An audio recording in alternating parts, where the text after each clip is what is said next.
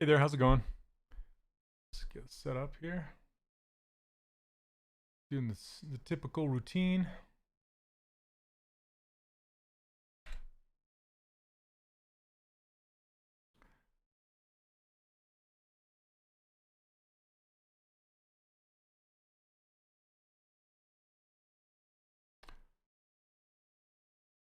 All right.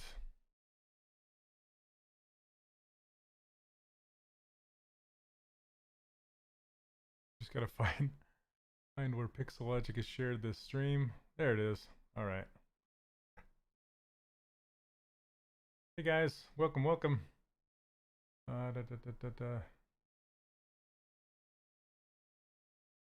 Okay, one share down. And hey Shaswata, good. All right, and share. Okay. Yeah, that's slow. Share to a page.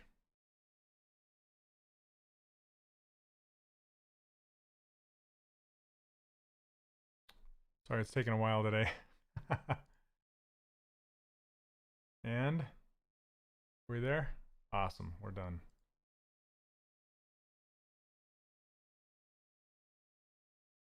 All right. So today I ran across this really cool drawing by a good friend of mine, Josh Black, or Joshua Black. He goes by both. So let me load that up. Let's see, Twitch. Is it?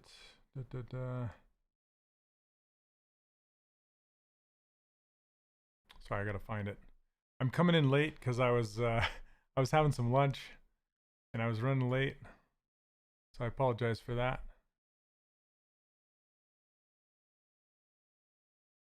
Let's see if I saved it to images.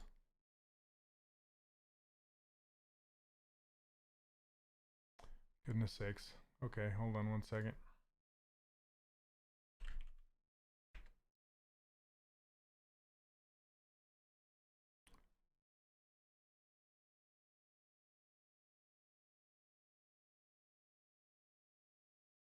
Oh my gosh. Okay, let's see.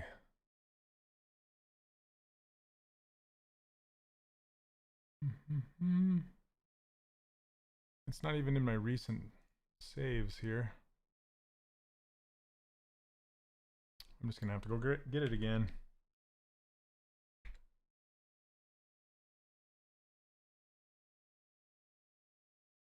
So how you guys doing? Like a typical 2020 thing, right?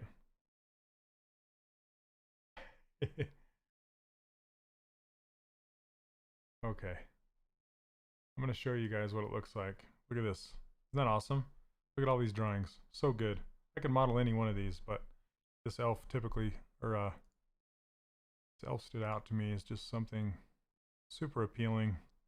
I want to see what I can do with it.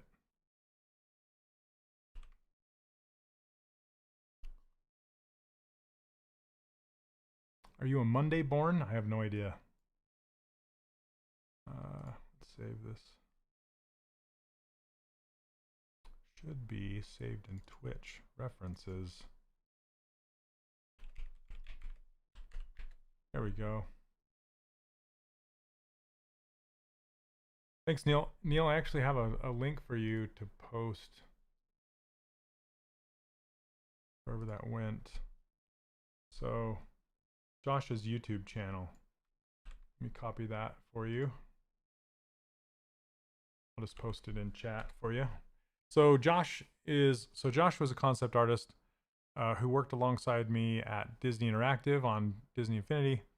So we worked together for a while, and he recently did a interview with Mike Massey. Is that his last name? Massey from Force Anatomy. I'm trying to remember. I'm messing up his last name. Really cool guy. But you can find that.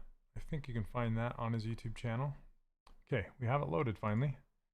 Here we go.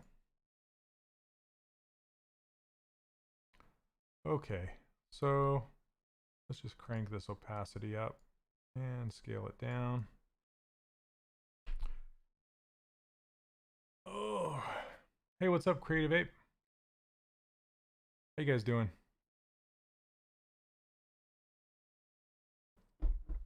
Why don't you use Dynamesh in your workflow? Because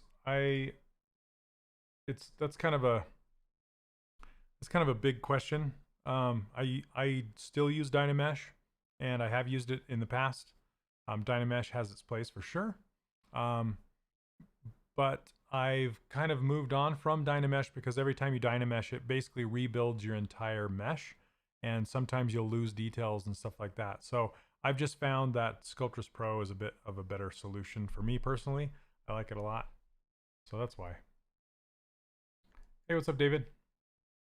Okay. So, you know, I'm going to get this in the right location. I hardly ever do this.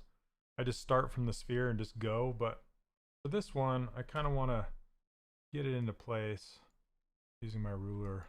You can see I have on here average female height, 162 centimeters.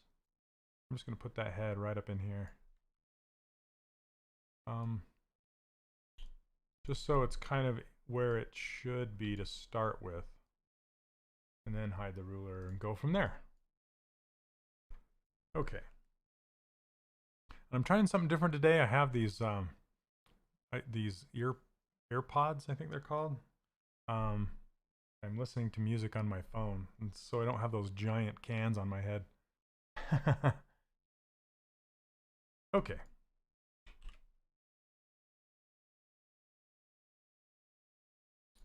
This will be a bust. Yep.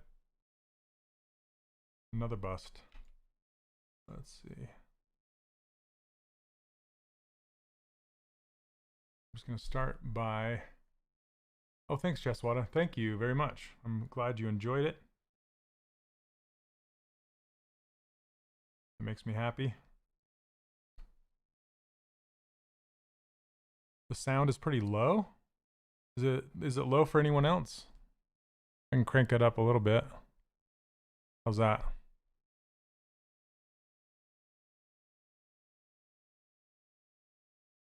Yeah, you can see the side of my head today. I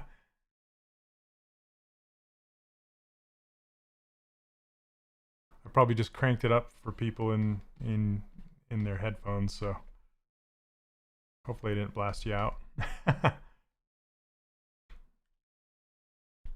So hitting Control W while you have a subtool masked will actually change it into a new polygroup. So before I unmask something, I will typically hit Control W and it will make it into its own polygroup.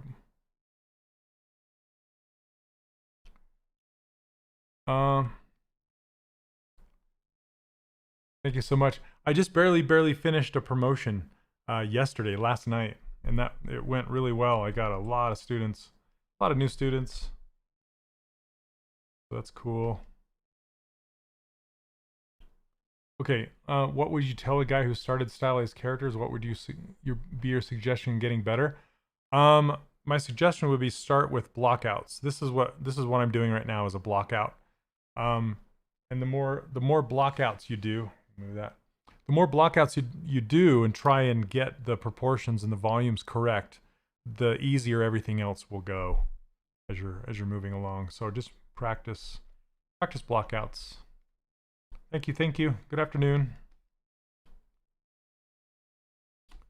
I'm gonna squish this skull up a little bit.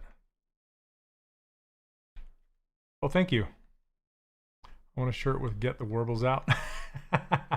Yeah, man. Yep. I just need to retop that thing.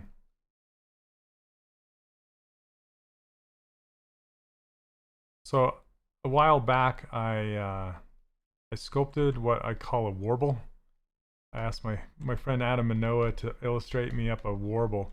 What a warble is, it's an undulation in the surface. It makes a messy surface, right? And I'm trying to get a clean surface every single time. So I made a character that is what I think a warble looks like. It's kind of gremlin-ish or orc, kind of looking like a little goblin, I guess.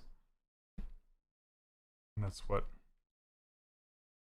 where that warble idea kind of came from.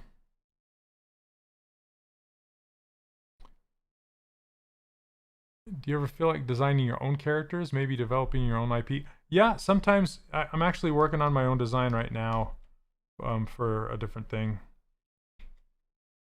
And I'm a huge fan of D&D and tabletop RPG games.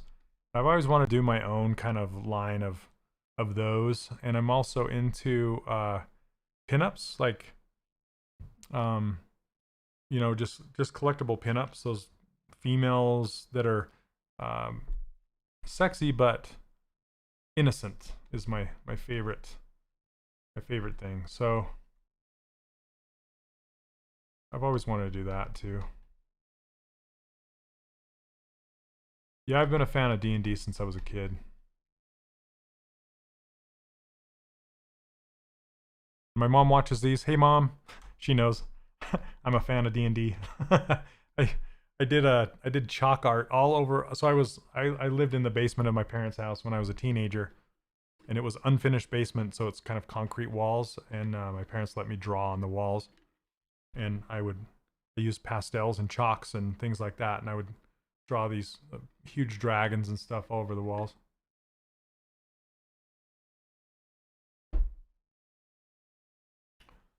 Have I ever used a tablet other than Wacom? I have not. Hey Zingnot, yes, I am. Thanks for asking. I switched to a whole food plant-based diet, and it's the best thing I could have ever done. I'm going to tell you right now. It's a little hard to get used to, but yeah, I've lost 30 pounds doing it. Pretty crazy. Okay, so I'm just tweaking this skull here. She's got a really large cranium. Get the neck on there so we can kind of figure out that. I did for my I made one for my students, and he was a concept. He wasn't my own design. My friend Todd Harris, he was the lead concept artist for Avalanche for quite some time. He worked on Tack and the Power of Juju. He was one main designer on that, if you guys are familiar.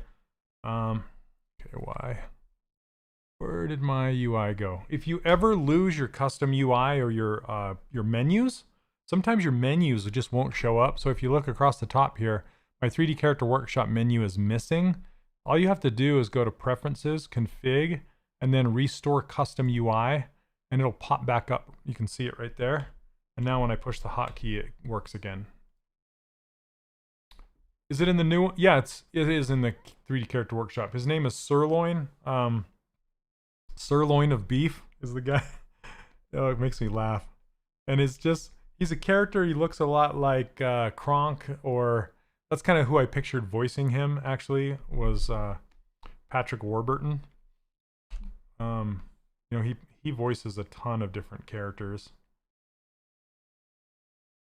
So I can show you well, let me see. I could probably load him up if you guys want to see him. I'll show him to you. I textured him in Substance Painter, so I won't show you that version, but I can show you the ZBrush version. Let me just find him really quick.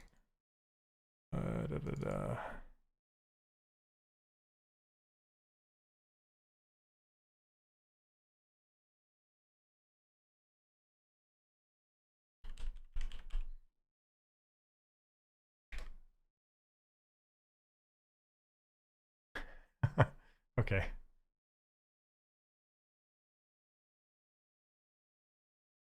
Sirloin block out. I'm trying to figure out.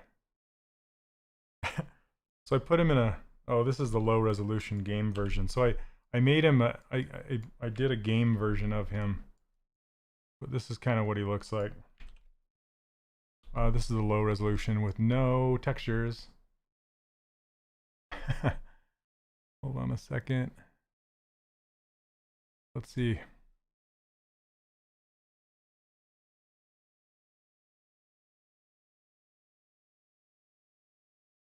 I don't know why his eyes aren't showing up. Well, his eyes are somewhere that I don't know. But here you go. Yep, the Buddy Jesus. Yep, that's actually what I named it. It's totally the Buddy Jesus pose. Oh man. So anyway, that's him. And if you see, let me do a search really quick, and I'll show you. If you do a search for Todd Harris sirloin, this is it right here. Oh goodness. Okay, this is the character. Yeah, see how good that concept is? Just fantastic. And I'd love to do some of these gestures, these facial expressions, really cool. But someday I'll get to that. Yeah, that's a fantastic concept. I'd been wanting to model that forever, and I finally got around to it. So that was cool. And it's about 60 something hours of live content. So I did it live for my students. I did a student student only live stream for a while, and I recorded the whole thing, and you can watch that if you're a student in the course. It's available for, I mean, it's several hours. Cheese glaver. Okay, so since she has pointed ears, I'm actually going to use this appendage brush again. Let's reset this though. And that's another tip, really quick. I've said this before, and I'll say it again, because a lot of people don't know that when you draw an appendage and drag it out and then hold down Shift, it's going to snap to the last known location of the gizmo. So if you show the gizmo like this, see if I move it over here and I kind of put it on an angle like this, and then I hide it by hitting Q. If I go to click and draw it out and then hold down Shift, you'll see it snaps to that last known orientation of the gizmo, not position, just orientation. So I'm going to reset it by holding down Alt and clicking on this arrow right here, and that'll reset it to the world. I don't have to put the gizmo anywhere. Doesn't matter where it is, as long as it's oriented properly. Okay, so that now when I draw it out and then I hold down Shift, you'll see this appendage. If I turn on the lines, it snaps to the world. So yeah, if you ever want to know how to align a gizmo, otherwise your gizmo will be oriented to the location that you drew it in.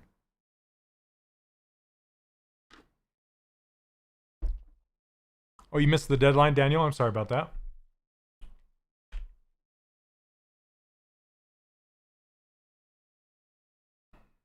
Yeah, I'm not sure when I'm going to do another promotion. That one was just for 1.5. What's the green drink? You want to know what's in there? It's one I'm just trying today.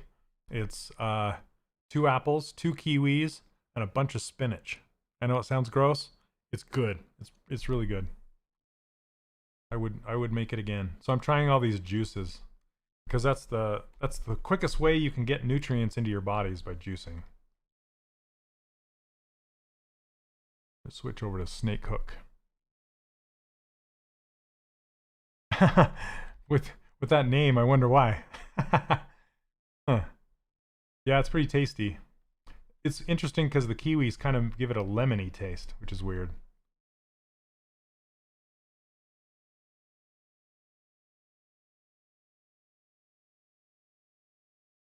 Okay. Give her some big ol' elf ears, huh? So, remember the trick I told you earlier about hitting Control W when something is masked? Well, if I hit it now, it makes everything masked one polygroup, and that's not what I want. I want to keep those. So I want to invert the mask, like hold down Control, tap on the background, and then hit Control W, and that will make my ears their own polygroup color. When you do different faces, do you do the face expression on a new layer or completely new? Comic, I do. I will try and make it into a neutral pose unless the end result, I'm not going to pose it any other way other than that one expression. So typically when I'm streaming here on Pixologic, I will make the pose. I won't put it into a neutral pose. I will kind of head that direction, but in the end, I'll try and just match what's here in the concept. I hardly ever use layers as far as like expressions, facial expressions. When I do use layers, I usually use them to experiment with surface detail, like cutting surface detail in or using the noise modifier or something like that. So that's typically when I use layers. Okay, I need to make the cranium much bigger, I think. All right, just got to focus here for a second.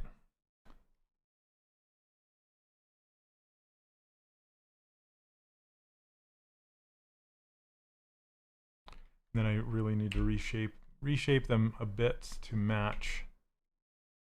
And if something's in your way, like this head, for example, I want to make this, see this bit of flesh on the top of her ear, how it's kind of curving down and the attach point is kind of lower down here.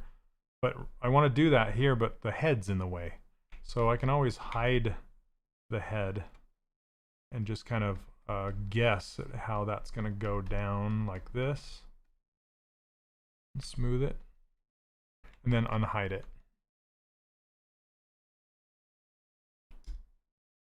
It's 1 a.m. in your country. I feel like I have some spinach in my teeth or something from that drink. Sorry about that if I'm sporting some green leaf like like Edna. No, not Edna. What's her name? Yzma. How long has that been there? I'm all self-conscious.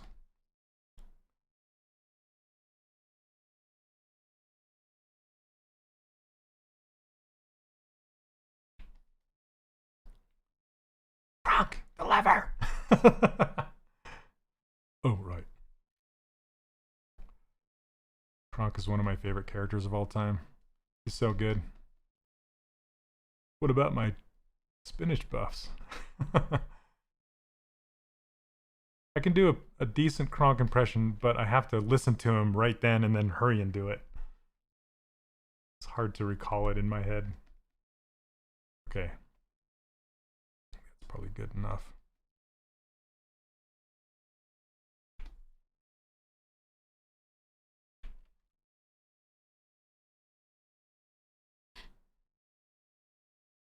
No, I will not Dynamesh it on this one. Yeah, somebody asked me earlier about Dynameshing. I don't typically use Dynamesh anymore until the very end when I'm wanting to 3D print it. That's when I use Dynamesh. I'm a big Sculptris Pro. Ugh, I can't even talk today. Sculptris Pro fan these days. Okay.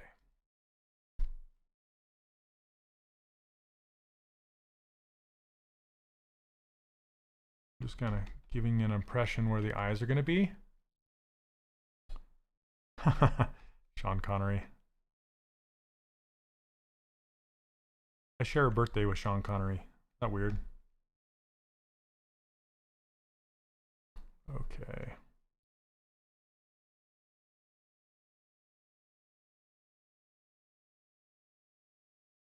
Let's get some eyes in here.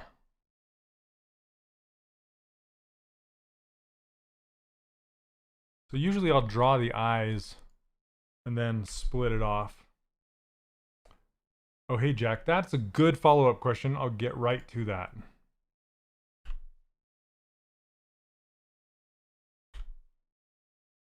Okay. Let me just get these eyes embedded here.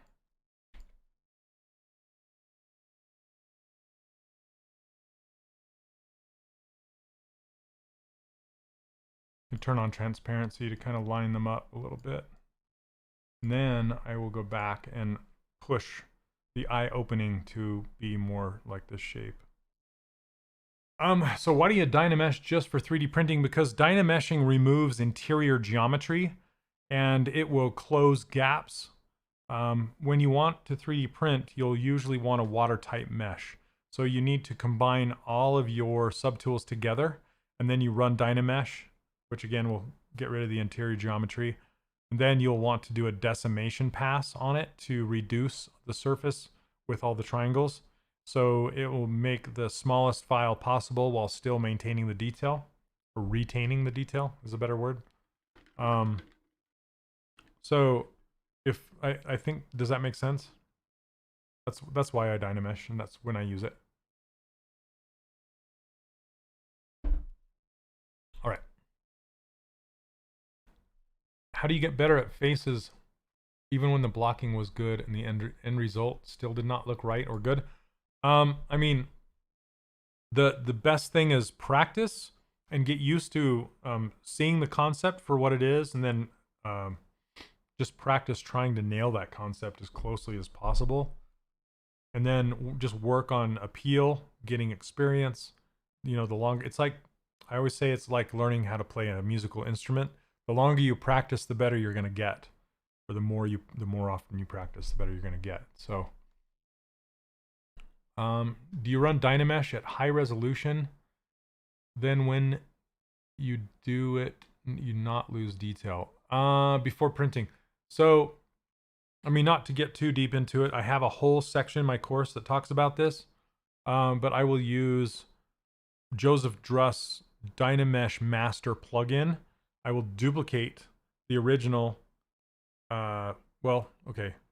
First, I'll combine everything together, then duplicate it so I have the original. Then I'll Dynamesh that, the copy, and then I will project the details from one to the other so it brings all those details back in. And yes, I do it pretty high res for like, I don't know, 3 million or so, 4 million. Not, yeah. Any particular you're for avoiding Dynamesh? You don't need it for games or films. You don't. So Dynamesh is super high resolution. So you would not take a Dynamesh mesh into a game. It's just too high of resolution. So Dynamesh is just a tool to get you to your high resolution mesh. It's just like Sculptris Pro is a tool. I'll be using Sculptris Pro for this one.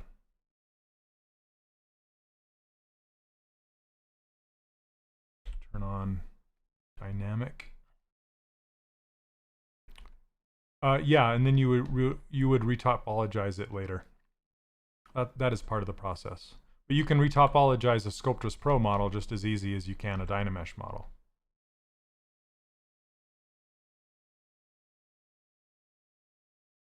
Pulling out these cheeks. Now I need more resolution.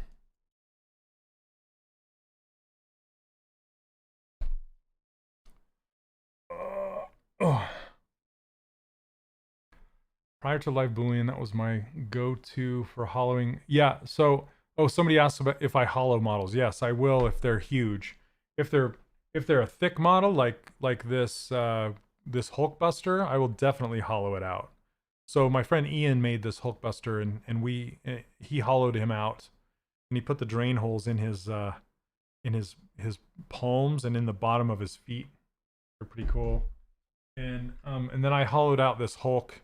I posed this Hulk and hollowed him out. So yeah. Okay, let me get some progress made here, and then I'll answer some more of your questions. Okay, get a little nose on her.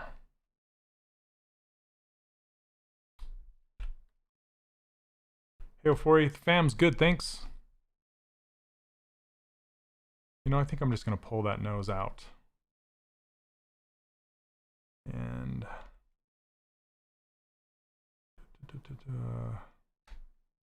let's do polygroup and make a new polygroup for the mouth and then pull it in.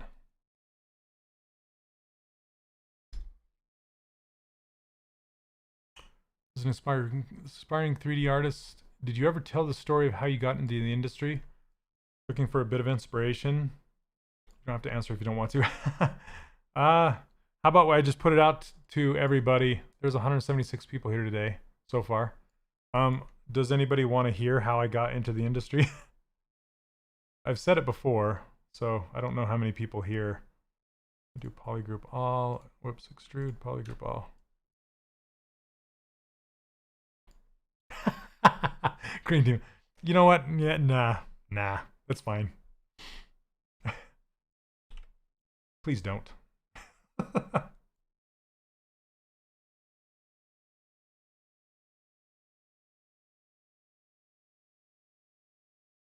So let's see. I'm gonna hide this and this, and then turn on double so I can see this thing.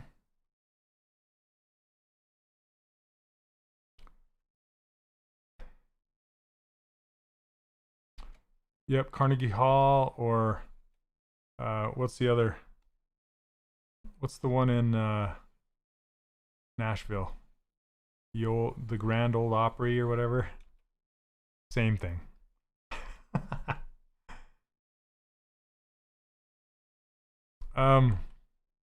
So no, back in, let's see.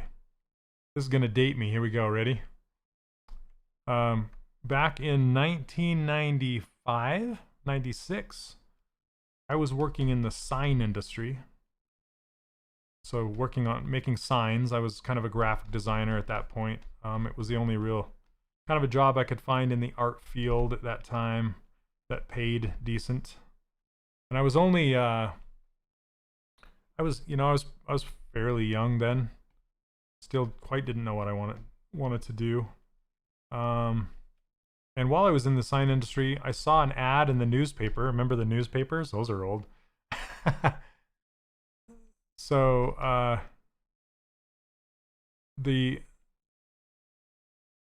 saw an ad in the newspaper for a game tester. And I'm like, game tester? That's a thing? I can go test games and get paid for it? Sure, let's try it out. So I went and applied. It was a local game company called Sculptris Software here in Utah. That's where I'm from, is Utah. And I went and applied, and it was for a night shift, and it didn't really fit my schedule, so I ended up not taking the job. But at the time when I was there, they were talking about how they have artists there that work there. And I'm like, you guys have artists that work here? What do they do? How do I get a job doing that, right? And of course they gave me the typical go to school, go learn it. And this was when Toy Story 1 was just barely brand new. Barely came out. And yeah, what's paper? Toy Story 1, it just barely came out, and so everything was brand new. There weren't schools teaching that stuff at all. So I ended up moving to, I ended up getting an opportunity through my wife to move to Seattle at the time, and they happened to have a school that taught 3D animation. It was like the second round that they'd ever taught it, and so I was kind of one of their guinea pigs. And the Art Institute of Seattle, it's one of those Art Institute schools. Yeah, you guys know which ones I'm talking about, I think. And that was one of the first ones. And I went there in 1997, 98 for 3D animation, and graduated after 2.5 years. Associates of Arts degree.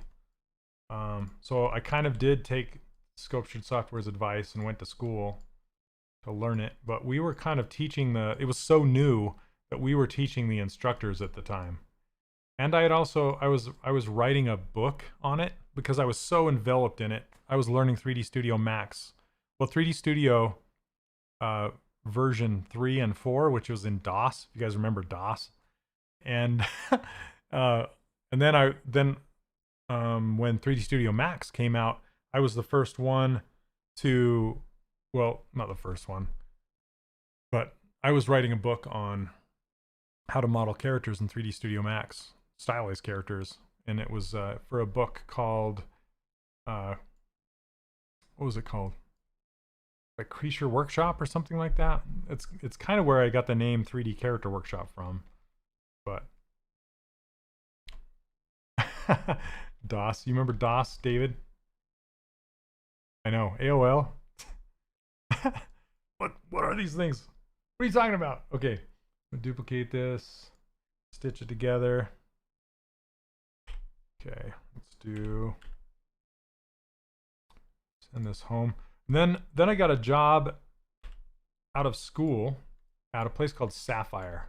Sapphire was a nice beginning job. I worked on, goodness, where is that thing? There it is. I worked on Xena Warrior Princess game. It was like a fighting game. Hold on a second. I gotta concentrate for a minute. Remesh by union.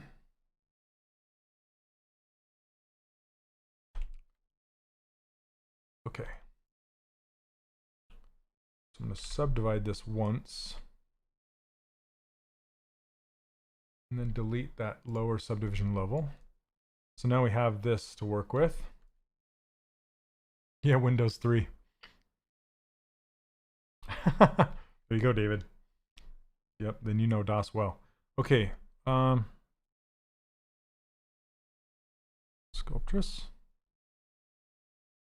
And then I'm going to go into stroke and turn off, go into Sculptris Pro and turn off adaptive size. So then I can mess with this subdivision number. Okay, that's a little too low. Better. Maybe even a little lower.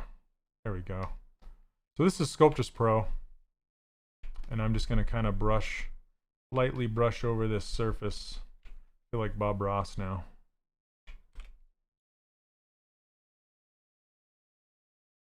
Okay. Take my brush and go, Life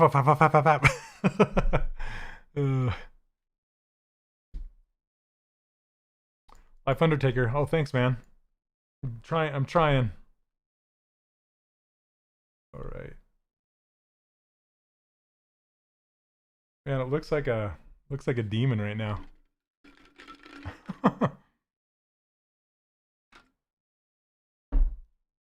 All right. Let's bring these eyes closer a little bit.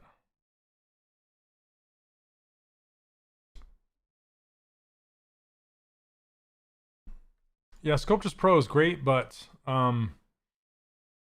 it's very, what do I want to say? It's dangerous because you want to jump into the details right away, and there's nothing stopping you with Sculptris Pro.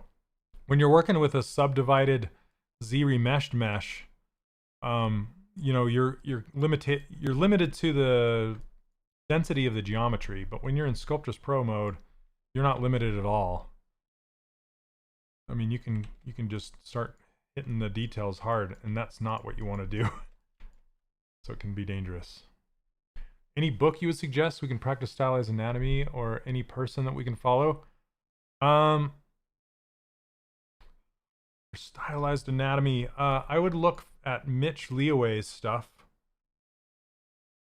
for stylized anatomy if you want. He and I work together quite a bit.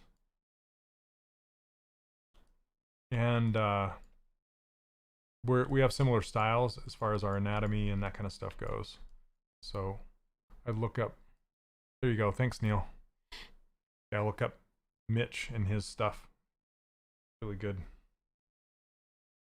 Okay, I'm going to show you the beauty of Sculptris Pro. So I can essentially take this, I can take this inflate brush, just inflate. Maybe a little bit. Just start pulling that nose out, just subtly.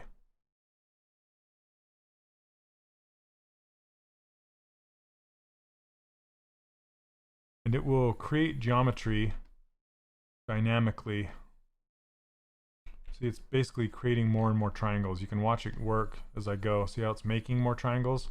But it's not affecting anything else in the whole sculpt. Just this section, which is exactly what I want. Crank that intensity up just a bit so it moves a little faster. And then you can dig in the nostrils a little bit just by holding down Alt. Hey, what's up, Dougie? How's it going, man? Let's turn this down a little bit more.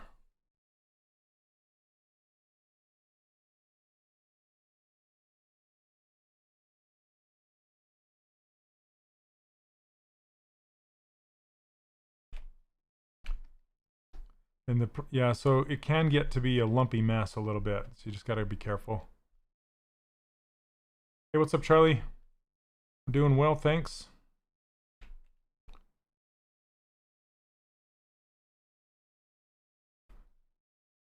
So this is kind of another downside of Sculptris Pro, if there is one, is it will create a bit of lumpiness on your surface.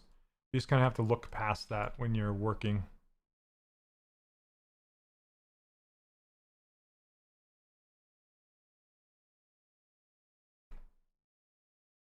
Like an old lady without any teeth.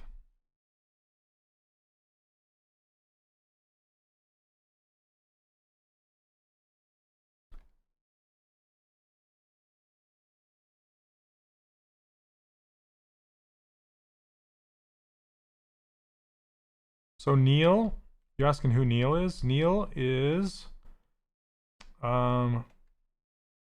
he is a student and I guess a super fan. I'm gonna call you a super fan, Neil. And he's just really super nice and helpful, and always volunteers to help out on the stream with links and stuff like that. And he's really progressing fast in the course, which is cool. So thank you, Neil. Shout out to Neil. Thank you.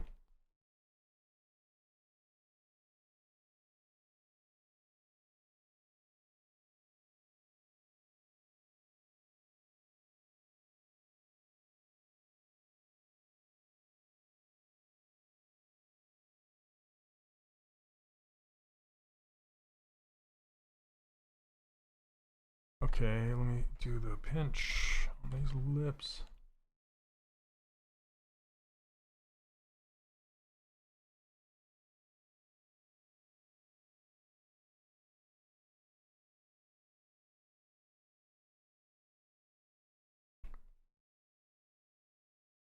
Yep, me. Sculptris Pro definitely introduces warbles, a lot of them. So you just kind of be careful and look past them for a bit. You can always Z-remesh this to make them smooth and clean it up more. I can't remember which way to go on this. No. There we go. So unsubdivide ratio is your smooth. So if it's going to make larger or smaller triangles as you're smoothing. So I turn that down so it wouldn't destroy what I've done when I go to smooth it. Warbles. Oh man. Warbles. That's hilarious.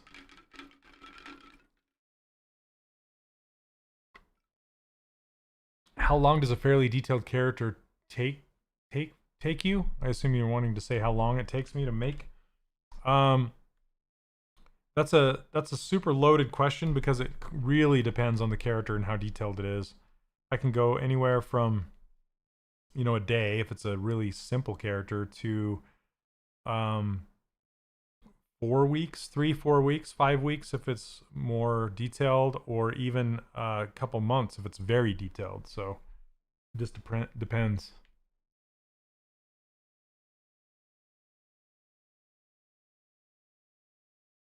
Thanks, Neil. Get the twarbles out. You can wear that and everybody will be like, what? Twarbles? Okay.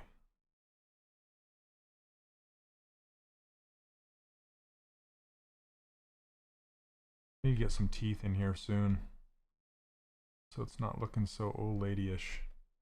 Let's put some in there, shall we?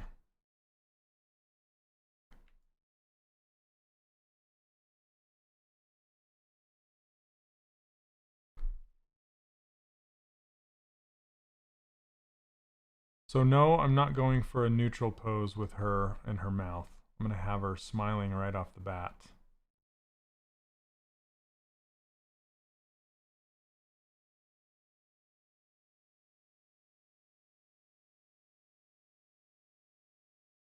Okay, let me save this.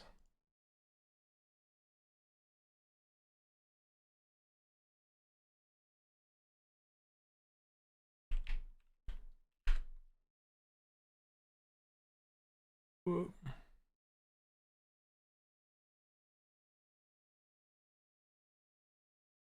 Okay, did it work? All right.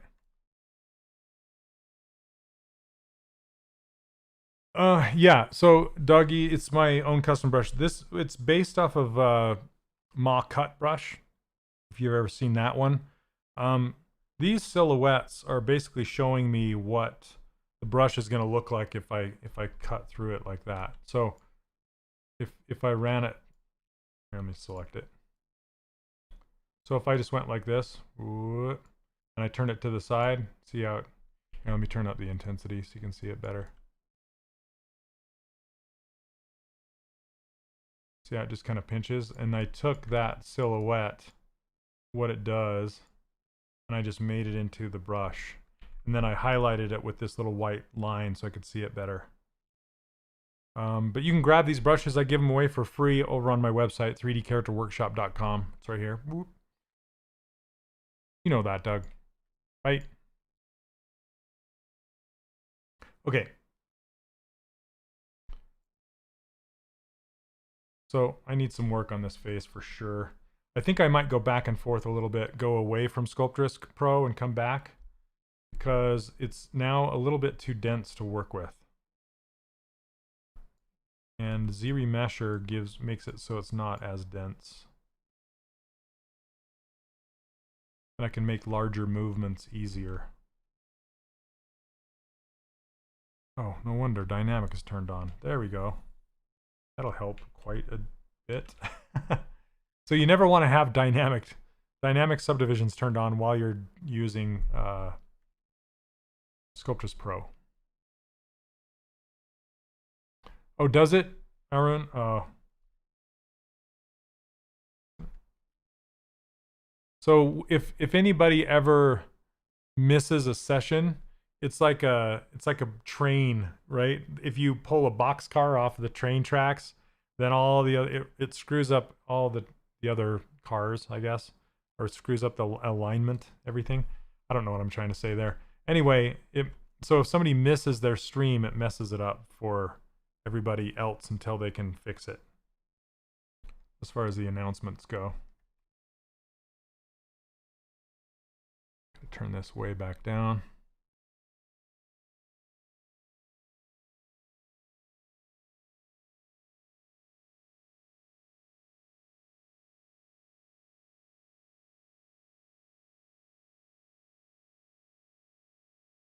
All right. Is it as important to have correct topology when your character won't be animated and only 3D printed? No, it's not important to have. It's more important to have good printed geometry, but not animation geometry. There's a difference. Hey, Croesus, how's it going? Just modeling an elf, you know, typical Monday. I'm gonna crank this Sculptris Pro way up. And I need more geometry here and here. Let's just crank it all the way. Okay, also, if you ever need more density in your model with Sculptris Pro and you've cranked it all the way, and you like all the way to the end and you can't get any more, what you got to do is scale your object up. So I'm going to do that. I'm going to delete this old one. And then we're going to just scale it up a bit. want to make sure you turn on the pizza boxes. Scale this whole thing up. Not too much. Now what that does is, see how it makes the triangles even smaller? Because it's relative to the size of the scene, not the size of your model. So now I can go in here and add even more detail to these areas where I need it. Hey, what's up, Steven? How have you been?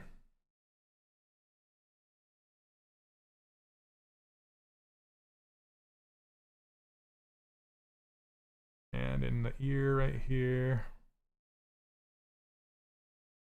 So you can just put this detail where you need it, like around these lips, so it won't be so chunky.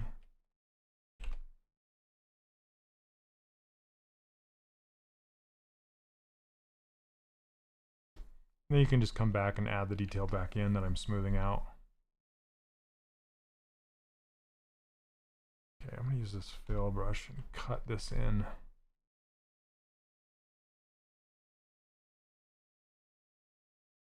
So you can, this fill brush works really, really good for Sculptris Pro. It does not work very well with Z-Remeshed Mesh.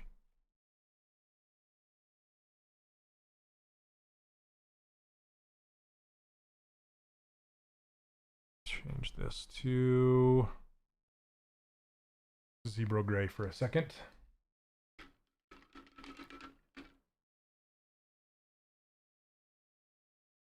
All right.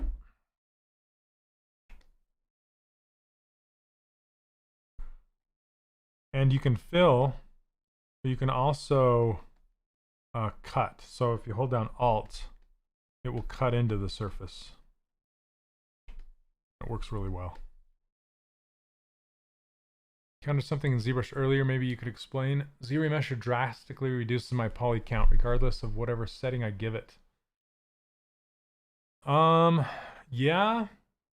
So first thing to try is resetting ZBrush to see if it will reset. The second thing is, just like Sculptris Pro, the Z-Remesher is tied to how big it is in your scene.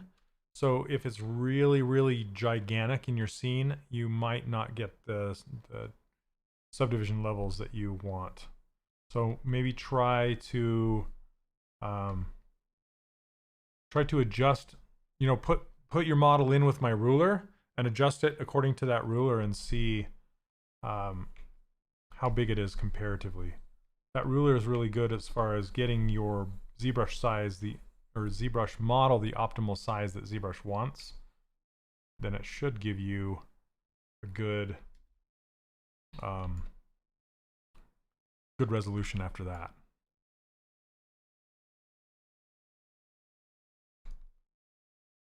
So essentially, I'm just telling you to check your scene size. It was compared to the ruler? Oh, it was tiny. Yeah, that would do it. Absolutely. Yep. So if it's tiny, you need to scale it up.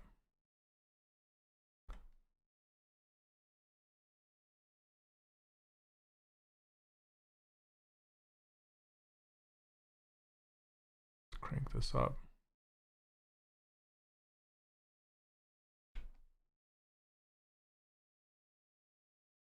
Smoothing this mouth interior out. Yep, new project. What's your suggestion for a good screen tablet for ZBrush modeling? Anything with pressure. Whatever you can afford that has pressure sensitivity, that's really all you need. The Scale Master plugin, there's a macro called ZBrush Scale Unity, which should set your subtools to the scale of ZBrush of 2. Yes. But the problem with the Unify, it's Unify. The problem with Unify is sometimes it will mess your scene up a little bit. That is something that you can use, especially if you're 3D printing. But if you're going to be going back and forth between, like, say, Maya and something in ZBrush, it could possibly screw up your scale. So you got to be careful with Unify. But it all depends on where you're going and what you're doing there. Yep, Wacom Bamboo, fantastic for beginners. You know, it doesn't really matter. I could sculpt on a bamboo, no problem. And that's not bragging. That's just saying that you don't really need a a high cost tablet to get work done. Yeah, for 3D printing, it's fantastic. But if you're going to be using it for any kind of scale going back and forth between programs, it's dangerous.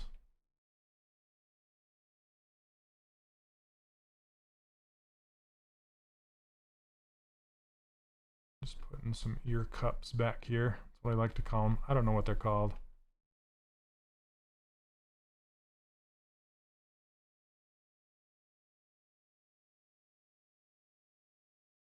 Okay, so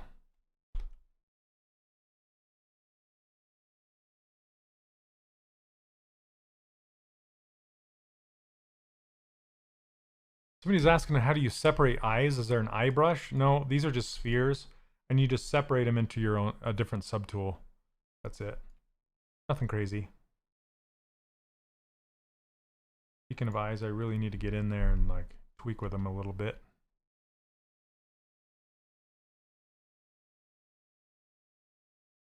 Fix the shape of them.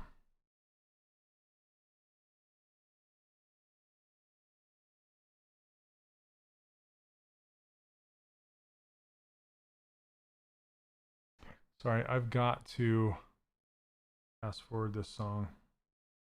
It's got this weird, it's got not this, it's got this weird warble to it. There we go.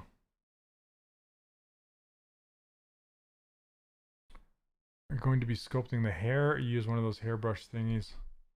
I'm probably gonna sculpt the. I'm not sure how I'm gonna do this hair yet.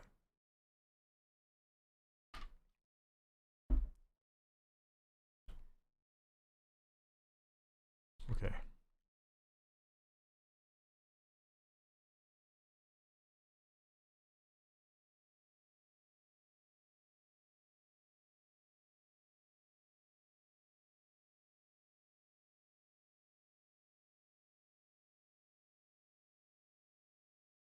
Comics sometimes. I try and stay away from it because it's not good practice, particularly for rigging. So try and achieve it with a sphere, and if you can't get it with a sphere, then and only then will you scale it and get it approved with the rigging department before you do. So they're not surprised by, what is this oblong eye here? I can't rig this. Okay. Just a detail brush.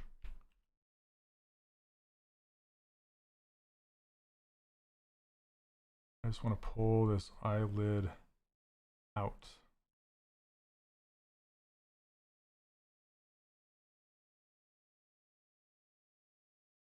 Thanks, Neil. I can also turn on transparency so I can see what I'm doing here a little bit better. Now, this detail brush is basically the Damien standard brush, and it's just been tuned a little bit, if you're wondering. Paolo, it is a green drink. It is 2 green apples, 2 kiwis, and a lot of spinach. Just push through a juicer.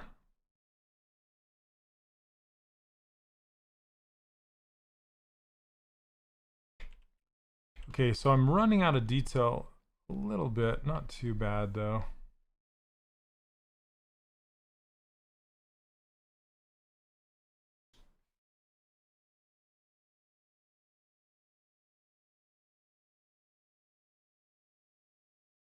Doesn't require asymmetry? It sure does. Yep.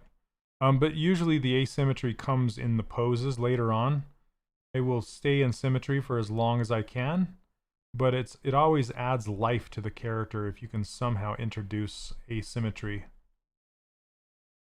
Like I said, it usually comes in the animation.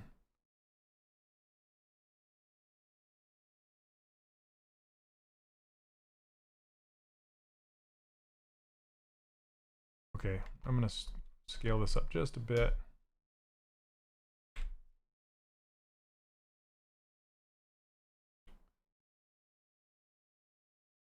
So that's kind of an easy way to get more detail with Sculptris Pro. So now it's just going a little bit, maybe more.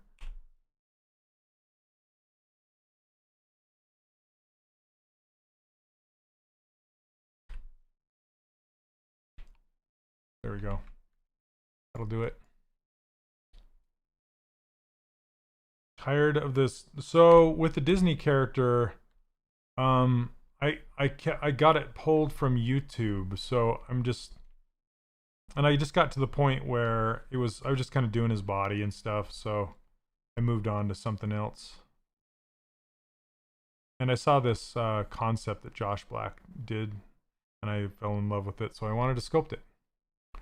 Do you also make stylized environments? I have. Not very often, but I have. I did some rocks and stuff for Lucky's Tale by Playful. You guys have seen Lucky's Tale? There's some rocks in there that look very much like Roadrunner, like desert rocks. I did those with the help of Ian.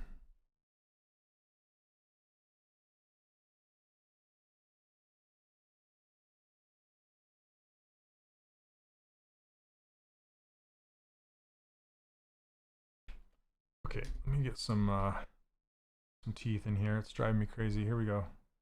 Teeth.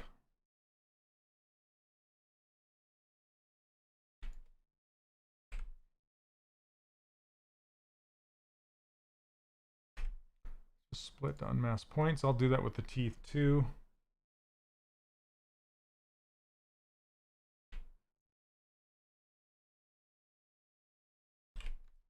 So these brushes you can grab for free on my website, 3dcharacterworkshop.com. And this appendage brush, or sorry, this insert multi-mesh brush comes with this cylinder. And you can see it has quad caps on it. And not that I need them right now, but instead of a pole.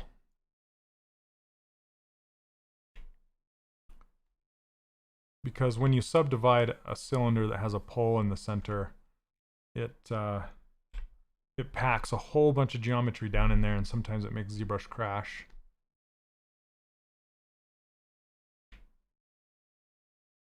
So, I'm just trying to see. I'm going to delete a couple more. Maybe one more.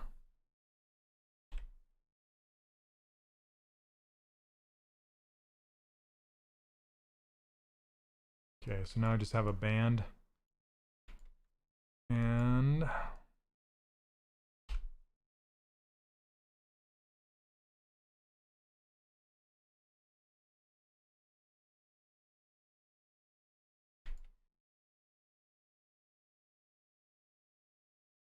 kind of shape these a little bit. Oh, thank you so much.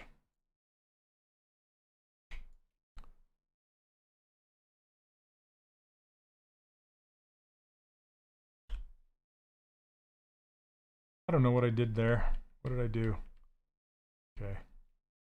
I think I didn't have my camera set up correctly.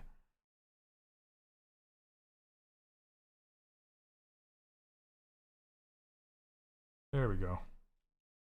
Just want to angle those teeth in. Can you explain what is a voxel? A voxel is, it's like a quiz. A voxel is just a cube in space. So a pixel is just a 2D square. A voxel is a 3D square. So it has one more axis to it. And like Minecraft is gigantic voxels, if you think about that. Yep, Minecraft, there you go. Just things made of cubes.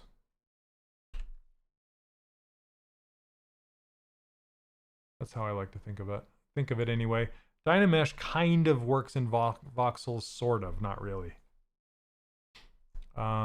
It works in a way where it's like it pushes, it calculates the mesh in a grid, a 3D grid, and just kind of redoes it like that. Hold on a second. Making the lower teeth here. Probably too much of an angle on the side, but Get them in there and we'll see if it works.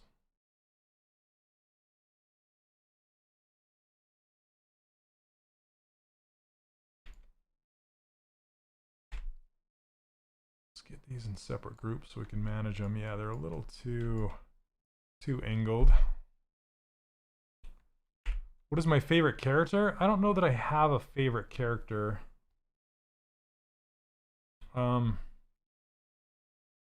Yeah, I have a whole bunch. Like favorite character that I've modeled, or just favorite character in general? Let me give her a bit of an overbite.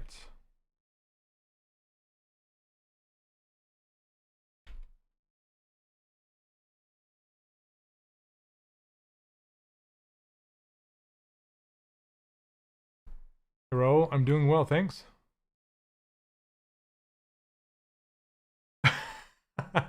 Doug, I can't tell you. I have no clue what's happening. My least favorite character? I don't know.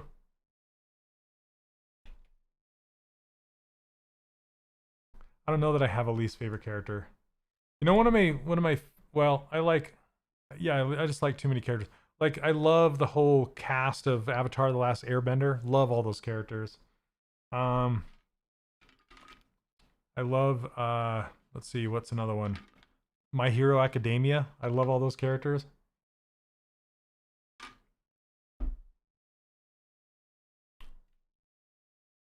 Okay. I'm just gonna pull these forward a bit. Whoops, where's my lasso? I'm working kind of slow today, you guys. Sorry about that. A lot of good questions. Right, Steven?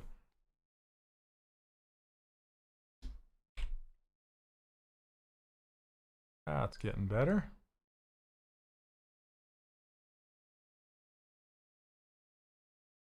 Voxel sculpting is bad. It's just harder to deal with. It's not necessarily bad. It's just more difficult, in my opinion. That's just my opinion. Other people have different opinions.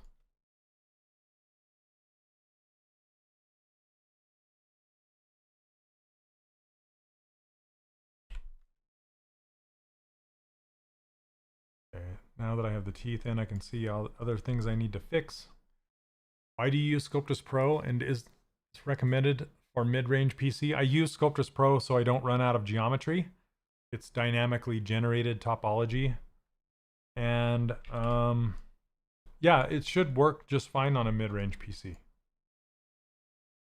Should.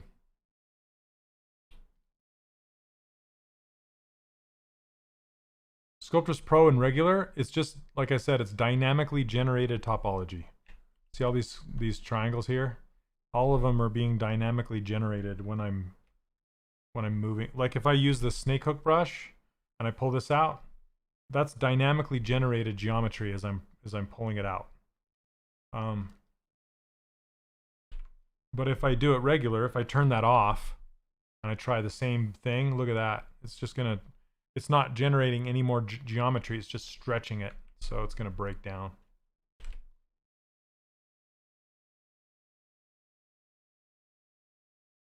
Voxel is cool for precision? Like hard surface modeling? Is that what you're talking about? Catfishelf.com. It's probably the thing.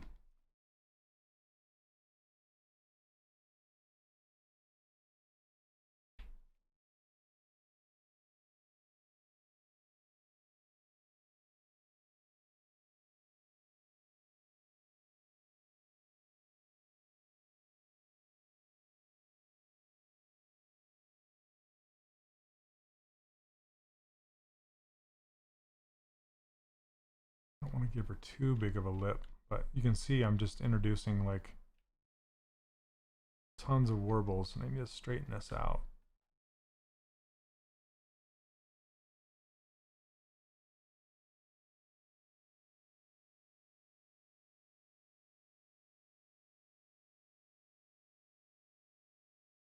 Sometimes you have to smooth out the lips and do the creases again.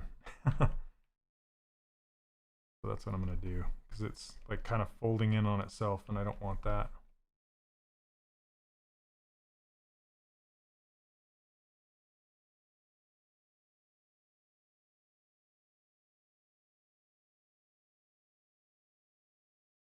I was doing a test of cleaning up scan model and Sculptris didn't work even on max settings in memory. So what you want to do is use the decimation master. If you can get it in there and it's even working at all, make sure you use decimation master on it first, so you can reduce how many polys it has, how many triangles. This will reduce it a great deal and make it usable again. Then you can go back in there with Sculptris Pro and start working with it.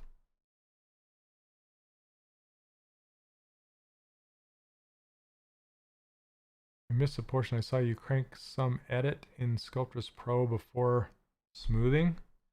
So I just scaled my model up in space because I like to work with, if you go into stroke, you go into stroke, Sculptris Pro right here.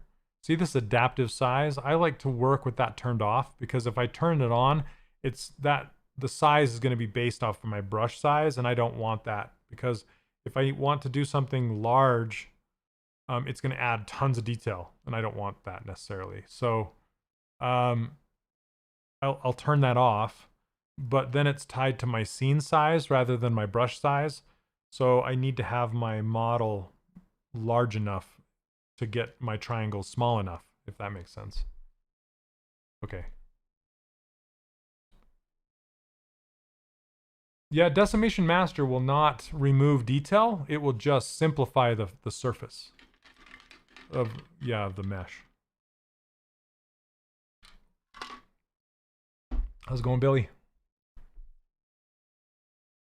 Okay, so got this chin jutting out. I want to pull that chin back in.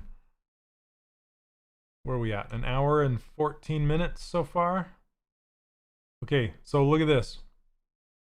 This is kind of a downfall or a negative of Sculptris Pro. I got to change my focal shift on this. But so since I have so much detail and my focal shift is so tight that it'll make these makes it look like it's masked when it's not. But why doesn't Sculptris work, by the way? Because it's taking up too much memory. It will work as soon as you get your mesh low enough density that it can handle it. It should work. Yeah, it's probably just your machine struggling because it's so high. It will get bogged down really fast. Sculptris Pro adds so many triangles, like as you're working, that it can get bogged down quick. Okay, I need to change my focus shift. There we go. I may have accidentally messed with that. Need to get her lips back in there. Not having those lips makes her look like one of those Dr. Seuss characters or something like that.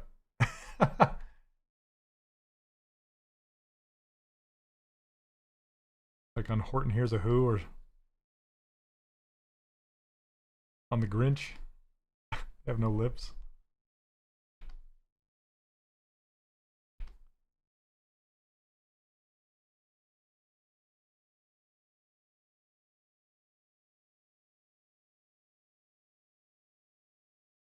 Sorry, I'm just trying to focus here for a minute. Gotta make these eyes larger. I want it to sweep up back here.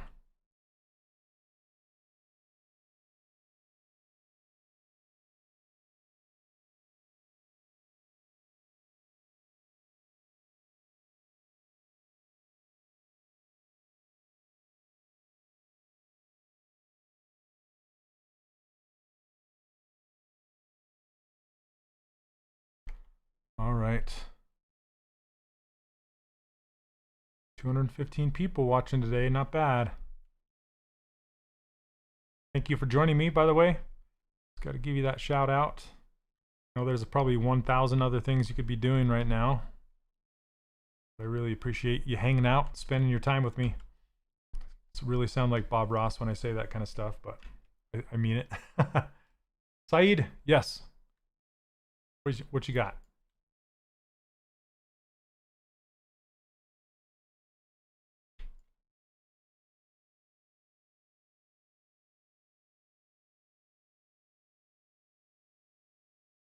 Hello from Pakistan. Hello.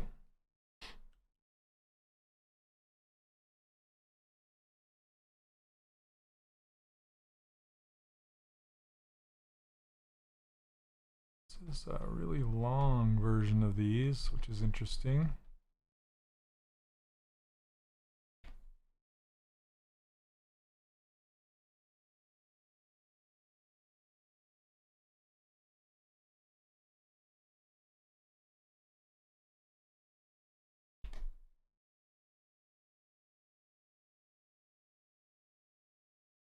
Is there a ambient occlusion setting? No, not in ZBrush. It's the easiest way to prepare eyelids. If you, well, I did it earlier in the stream. I made this one. There's two ways. Well, there's probably a whole bunch of different ways, but there's two ways that I like to do it. You can either A, block out the eyelids and do it that way, or you can pull out the eyelids with sculpting brushes, which is how I did it. So I just kind of went along with a detail brush and pulled them out. But I'm not really crazy happy with how they're looking right now, but I think with a little work they'll get there. But yeah, I just use the detail brush. Need to come in here and just kind of scrape along them because it's causing this little kind of valley that I don't want right up against them.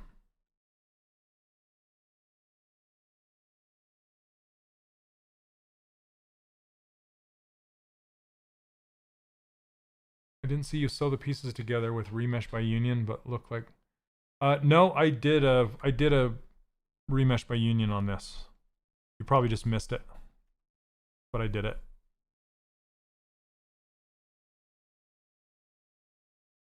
There, those are looking better now.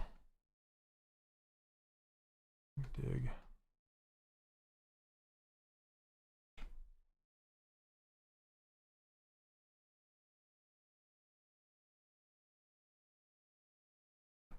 You can still see the square polygons in the head back here. See, you can get it relatively smooth. I mean, you can still see like the little triangular details if you get really close. But if you don't get that close, just kind of zoom it out. Because this is my own user interface. These are my colors, green and blue. Why not red? Red can be your interface colors if you'd like.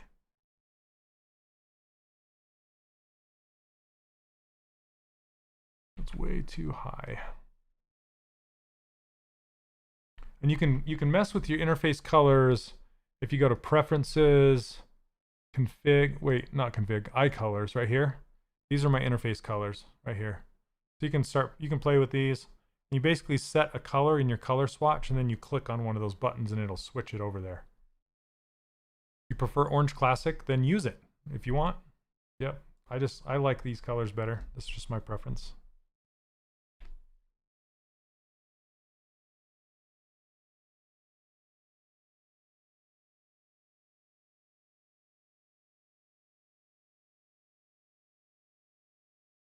Okay, and then I want to build up the lower eyelid a little bit just to give it a shelf to catch the light.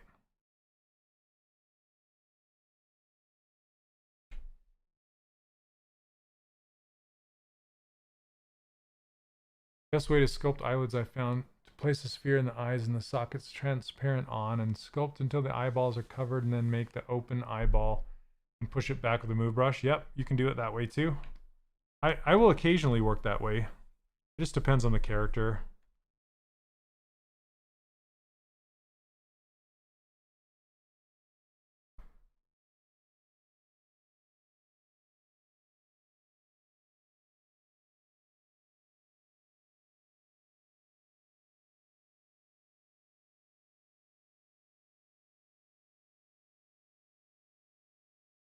this up a little bit.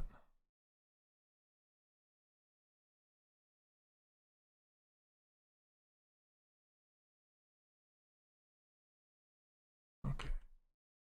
She's got quite the square head. Pushed it down a little too far. Looks like a bat kid. Bat kid.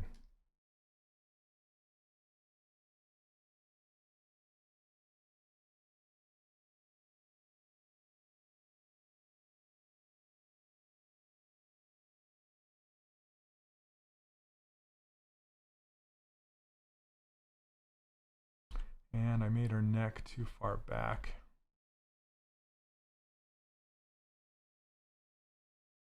Yeah, I did a Baby Yoda. You guys see the Baby Yoda I did?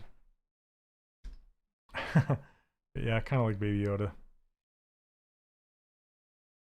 Okay, let me fix this.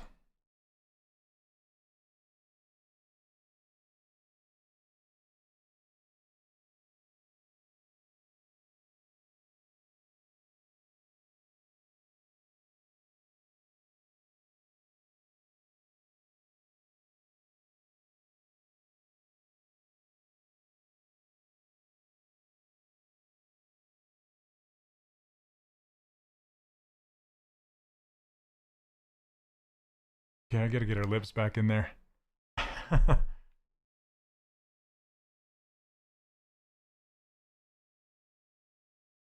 Okay. I was starting to, and then I got distracted.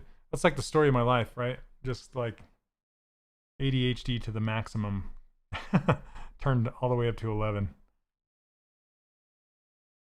I'll work on something, I'll get distracted and move on to something else, and then forget, and then go, oh yeah, I was working on that. And then I'll see the thing that I was gonna work on again, and then, okay, yeah, I gotta go work on that. It's just back and forth.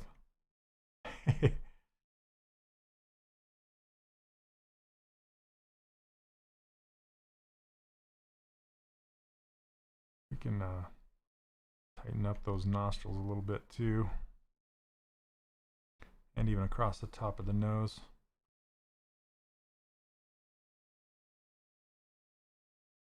Let's see.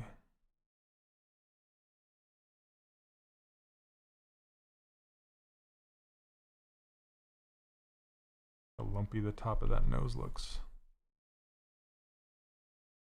Sometimes you can smooth it out with Sculptris Pro, sometimes not. It depends.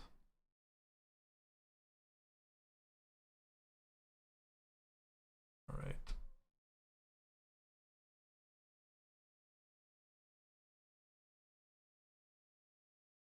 Come on.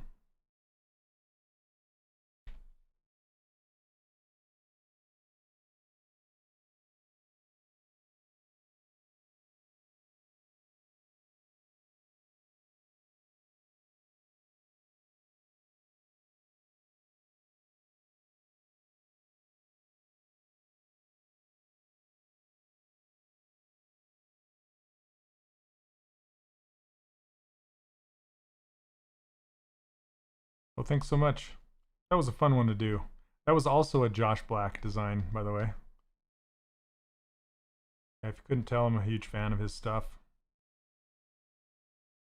Fun to model because he really understands 3D well.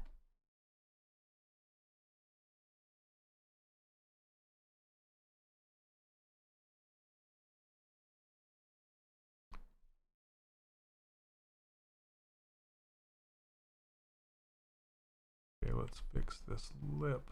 Get it out there. And then push this in. We're missing that little curve.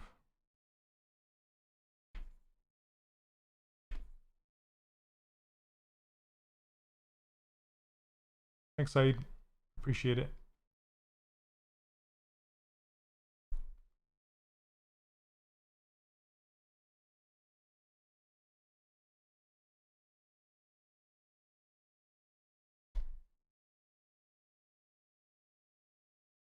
Where are we at? An hour and 27? Okay. I just got to keep checking to see where I'm at time-wise so I know how much time I have left and to try and get something in there. Still feel that neck is too far back.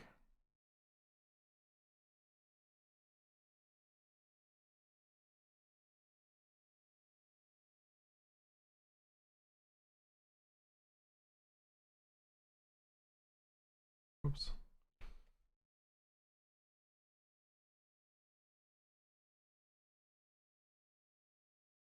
And see how these valleys, you can totally fill these in with the fill brush and connect the head to the neck better. Kind of fun to do.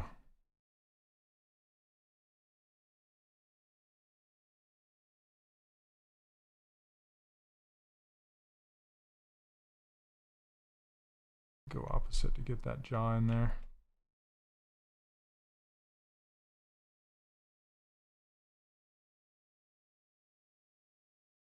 Okay. Let's shape these ears better. See, I just kind of go around. Mouth, nose, ears. All right.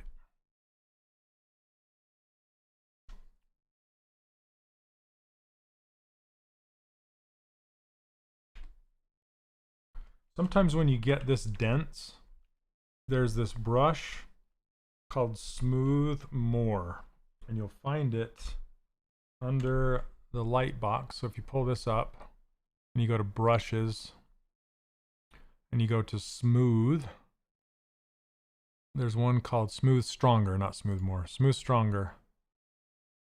And that one will, whoops, get you to really hammer down that smooth.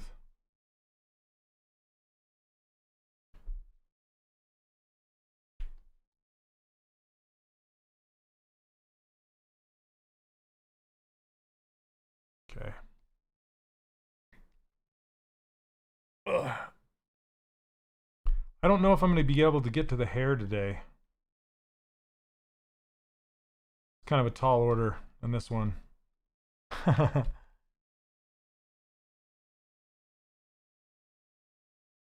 This stop. Okay. Gotta check my music.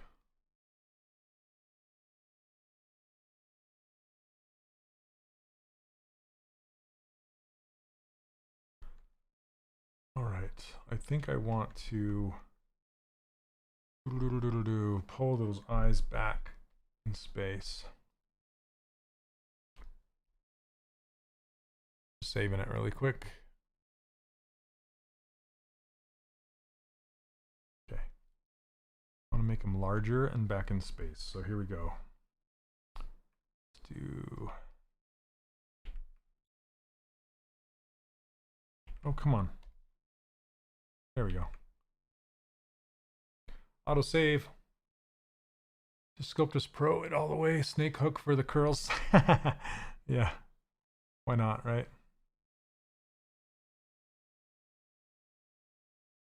Make sure I get the center.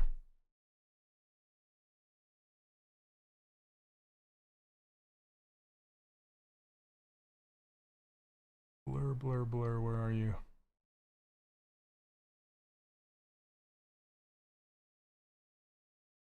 Okay. Yeah, her eyes are really flat. I need to get them pushed into her head. Okay.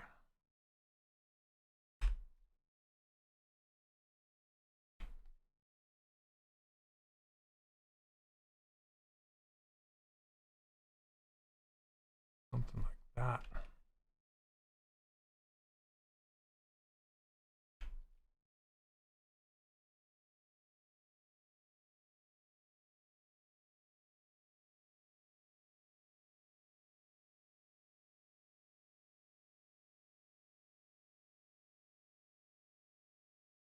That's better. All right.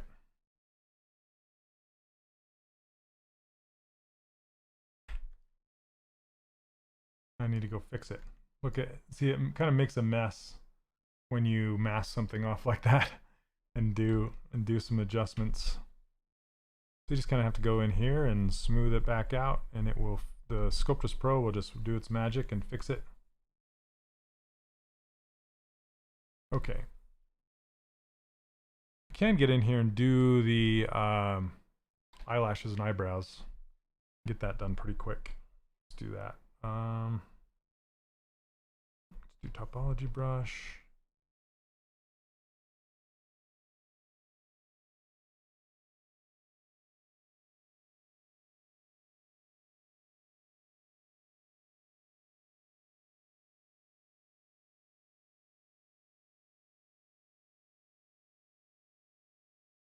Okay.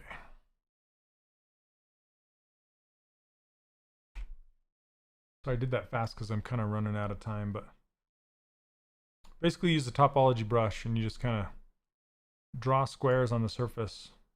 And then when you're done, just tap on the surface and it'll give you thickness. So split unmask points.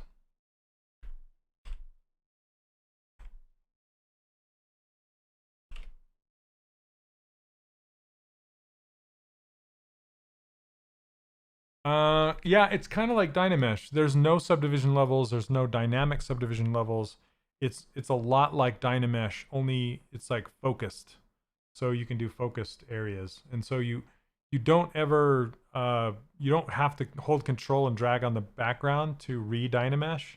It just happens as you sculpt. So works pretty well. You lost 2 hours of work.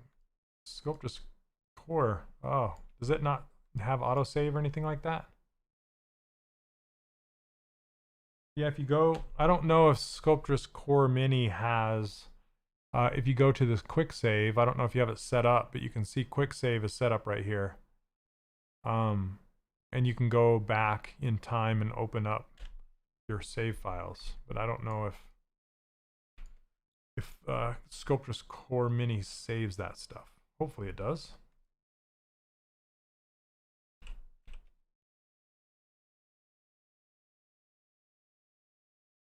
Doesn't have it? Oh, suck. That's not good. You can save it often, right? That sucks. Really bad. Sorry about that.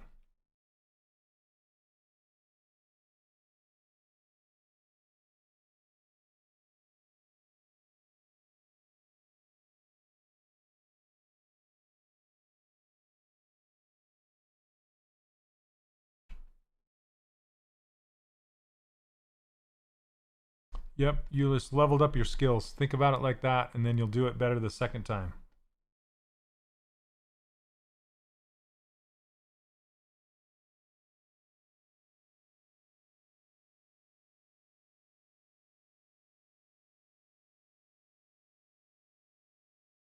Shane touch, is that like the cheese touch?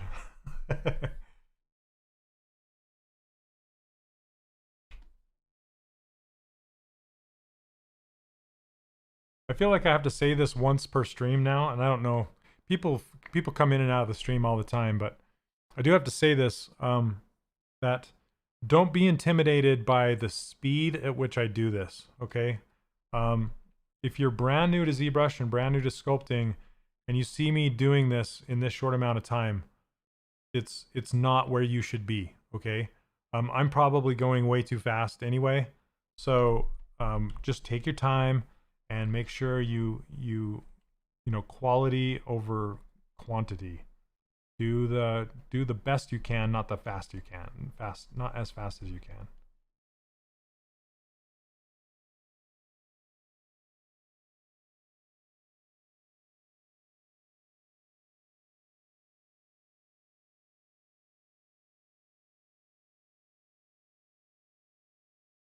And again, I always equate it to learning a musical instrument. You know, don't go watch The Edge from U2 and then try and learn guitar in a day or even a week or a month and be all irritated that you can't play like The Edge can play. You know, I'm not comparing myself to The Edge. That's not what I mean. I'm just saying you can't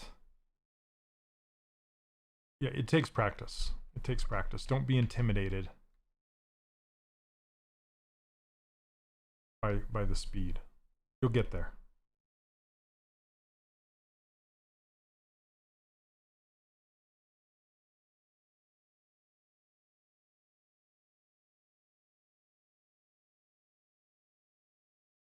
Okay, let's see.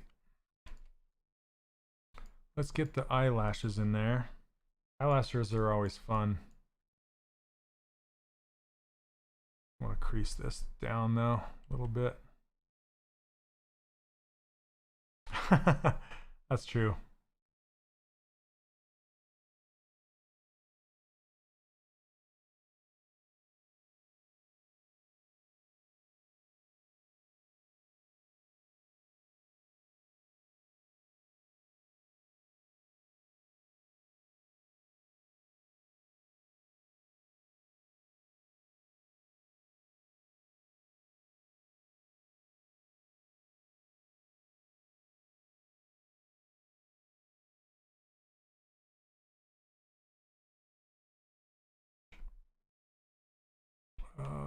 Let's see. I'm gonna turn Sculptris Pro off for a minute.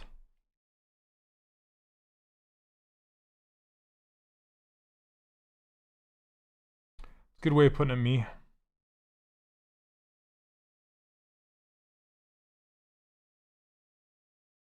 What should you keep in mind regarding proportions? It's more about measuring what's there. It's not like there's not a secret proportion guide. It's just looking at it and being able to decipher or translate what's there. And that rings true for any art you do, really. It's almost getting better at seeing than just drawing, right? Trying to get better at seeing what's in front of you so you know what to draw or what to sculpt or whatever you're doing. And that's true in all mediums. Like when I was doing figure drawing, that's all it is. You're just trying to see what's in front of you and try and dissect it and translate it into a good drawing. That's it. And it goes the same with sculpting. You're just trying to look at this and see what's happening so you can determine what is going on so you can translate it as best as you can.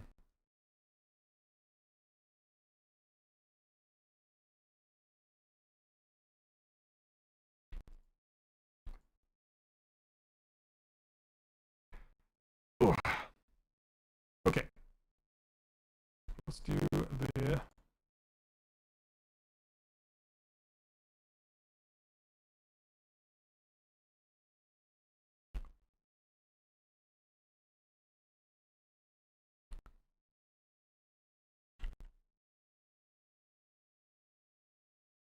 I don't know how this is going to turn out, but I'm going to try it and then adjust it after the fact.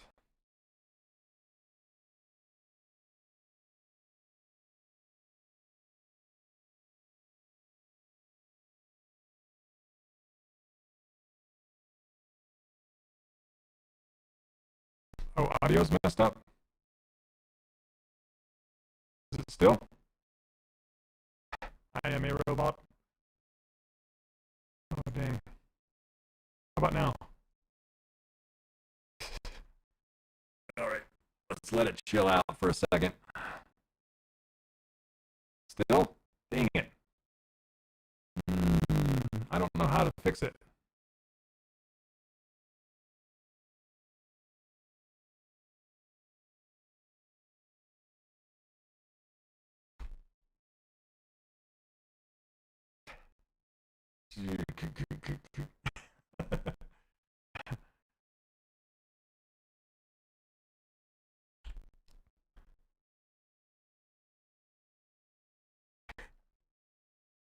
I know the audio is bad, I'm sorry. No.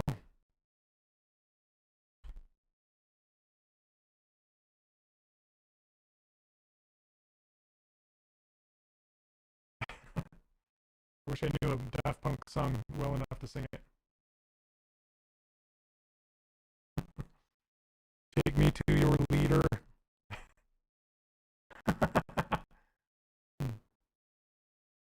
Squeeze it, fix it, pull it, twist it.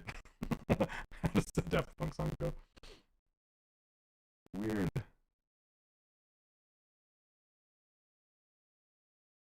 All right, well.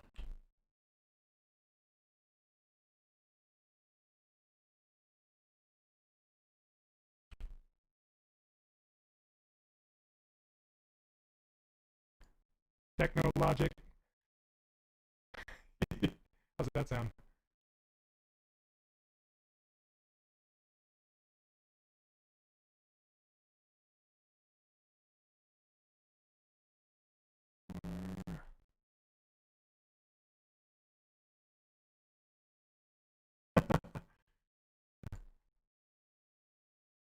I don't know how to fix it.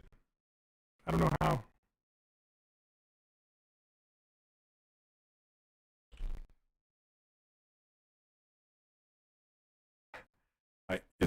It's funny you say that because I have something that will make my voice sound like that, but it's not turned on, I promise. And the AirPods? No. I've been streaming for a good hour and 15 minutes. Claptrap. Oh, what does Claptrap say?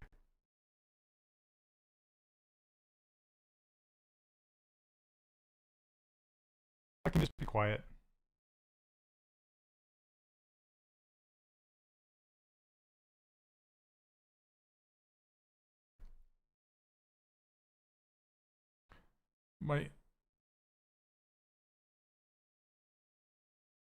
It's a bandwidth thing.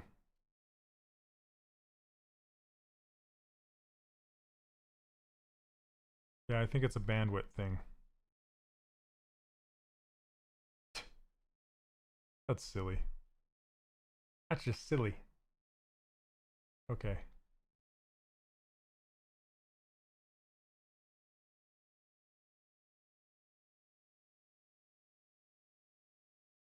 All right, thanks for reporting, guys.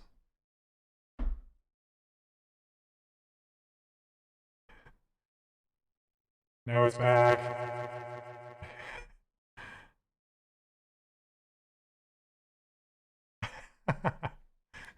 That was my effects machine. I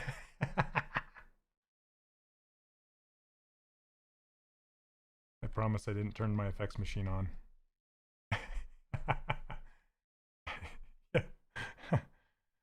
Show me what you got. All right.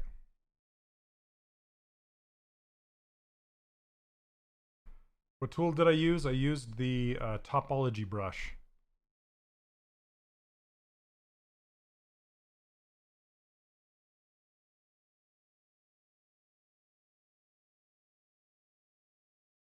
Oh, switched.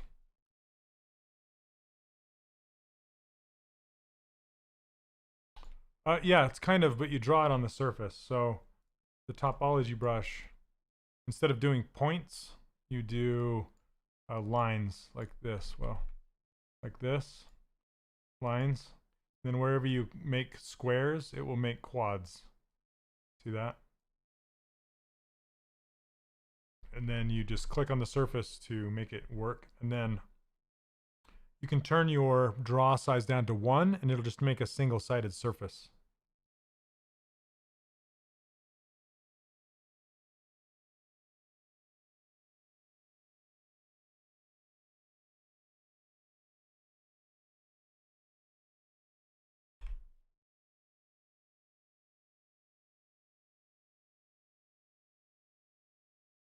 Any tips to better polish the sculpts? The cleanest sculpt you'll ever get is a subdivided low resolution mesh. So that's how you keep things clean.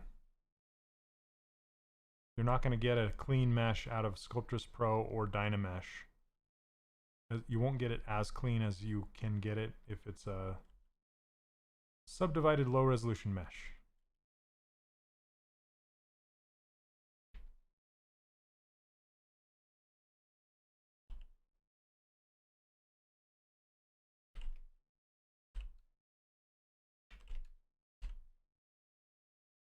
Okay.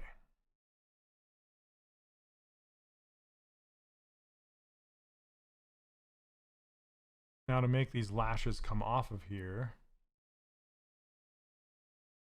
you know, I never use alphas. I'm just going to say, for my stylized characters, I never use alphas.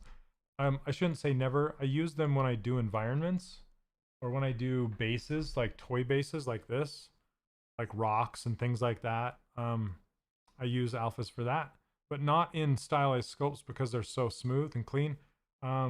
You can, I don't really put like pores and that kind of stuff in. If I was doing a realistic character, I would go in and put facial pores and wrinkles and that kind of thing in there. But for this kind of character, I usually don't.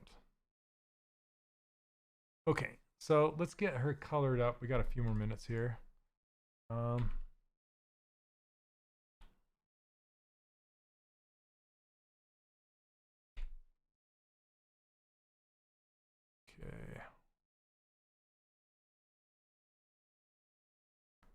Let's see.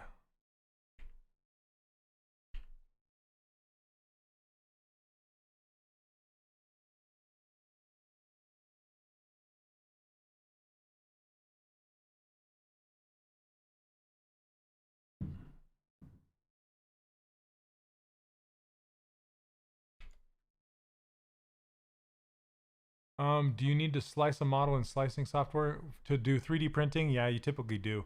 You can fake it with live Boolean, just to test your model, but it doesn't have a slicer built into it, so you're going to have to do that outside of ZBrush.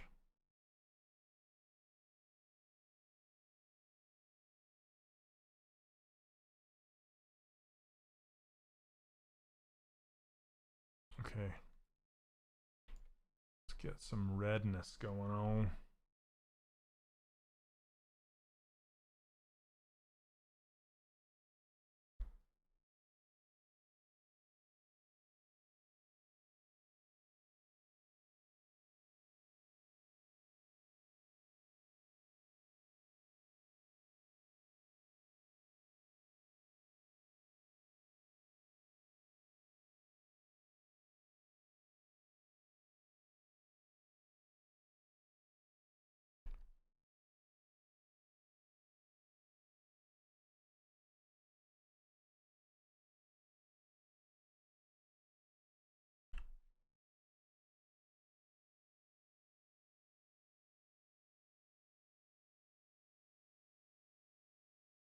All right, let's see. I just want to get it down in there.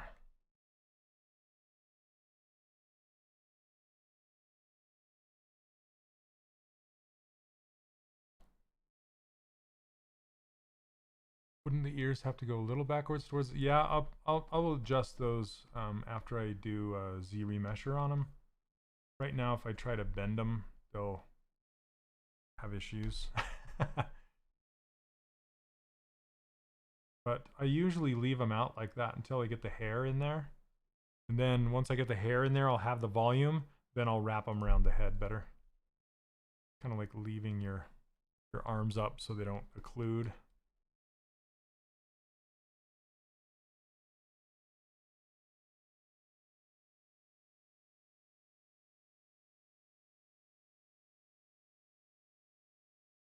Okay, and then we got this crazy eyeshadow color right there.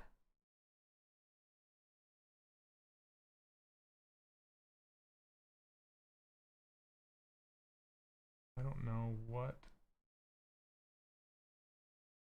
where my eyelashes went. There they are. Yeah.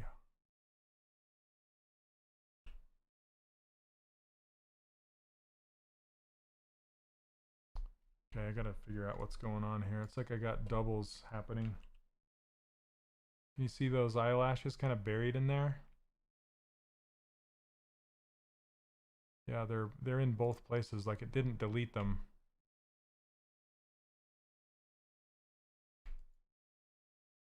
Okay. Get them out of here. Get out of here, eyelashes.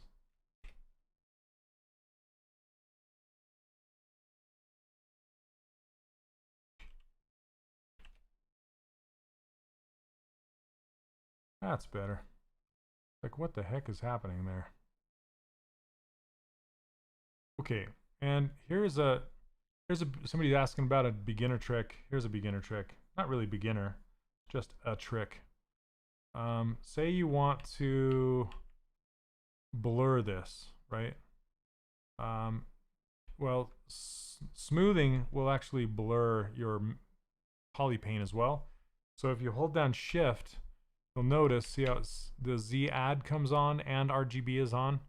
If you just want to blur the color, you can turn Z add off and just leave RGB on. And then you can come in here and blur the color like this. It kind of feathers it out.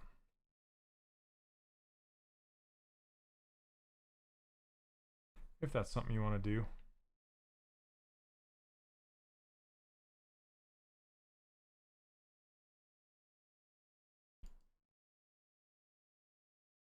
All right.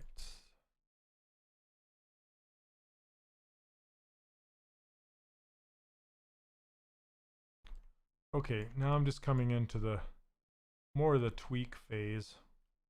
I'm just seeing little things that I can fix. Like this eye shape is really weird from this angle. And it's not, since I made the eyes larger, they're too close now.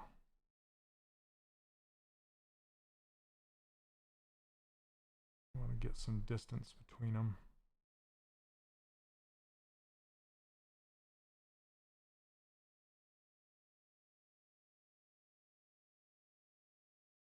And I can unhide these.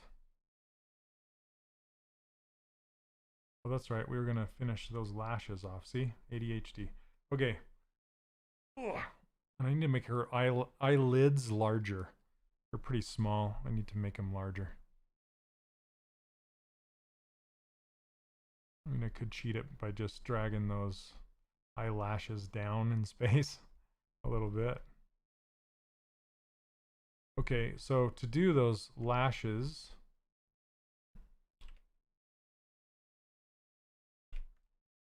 we can do some Z modeler action. And insert an edge loop here, maybe here. Let's slide this down. Kind of even these out a little bit.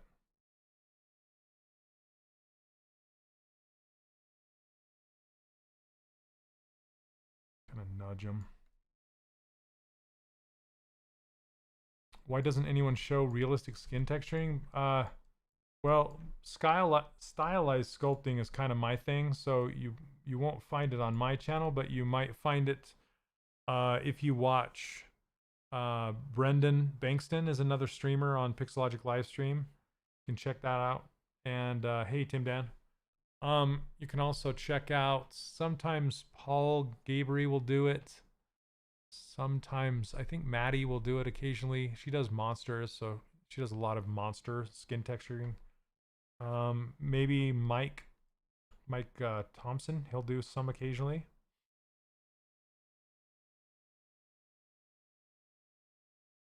And I'm not familiar with some of the other streamers on here. You won't see it with SK or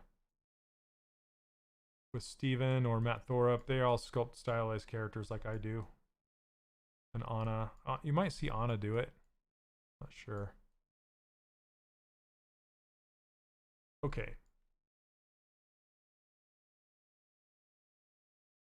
So now that I have these, I'm just going to do a simple extrude of single poly. Extrude, single poly, and just pull some of these out. So it looks like she's got like 3 or 4. So 1. Maybe they're closer. Let's see. Oh, where's my lasso?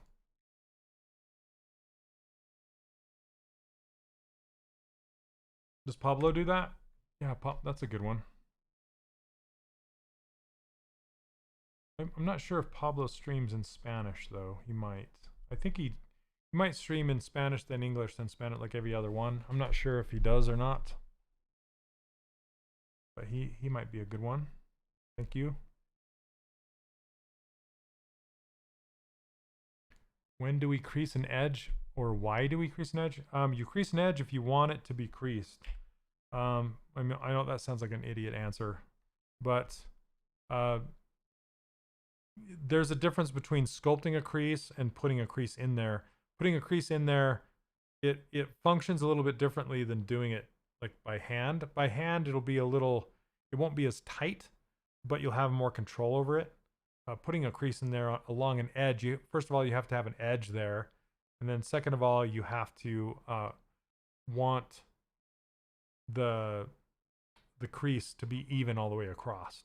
So there's goods and bads with doing it that way.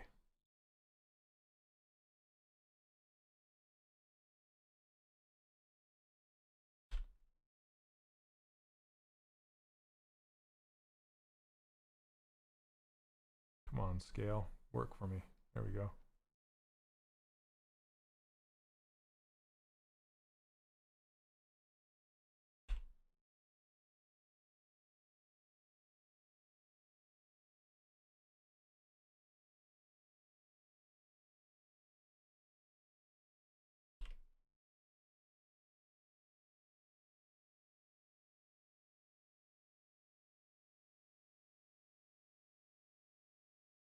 There was a talk during the ZBrush summit.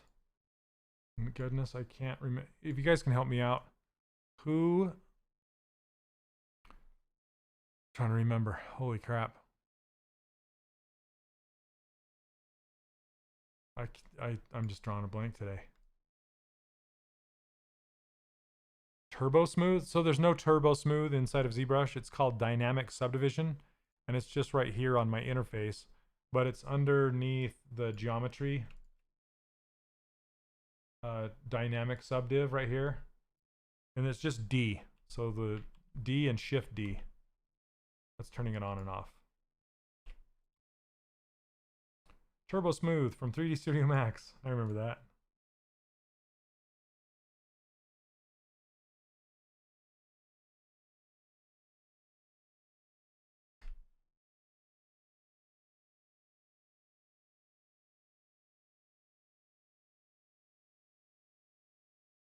Yep, I learned 3D Studio Max first.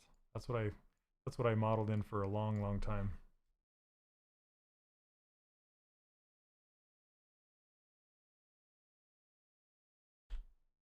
This is just basic box modeling, honestly, right here at this point.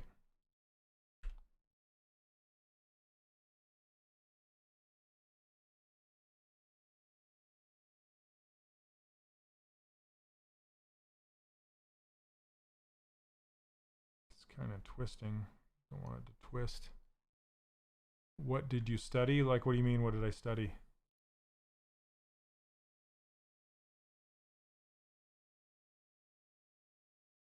I have a degree in 3D, in computer animation, 3D animation, I guess. Is that what you mean?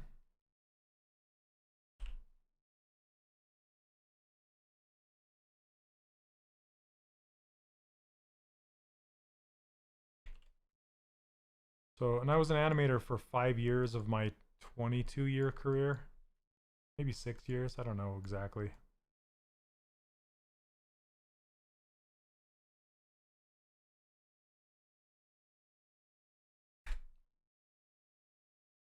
I just always tended to like character modeling better.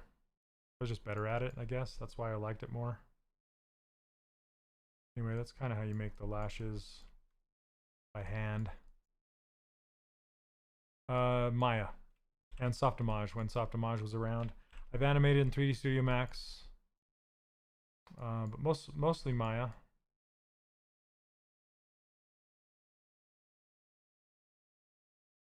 Oh, awesome, Glenn. Hey, how's it going? Yeah, Donna's been telling me about your progress. That's great.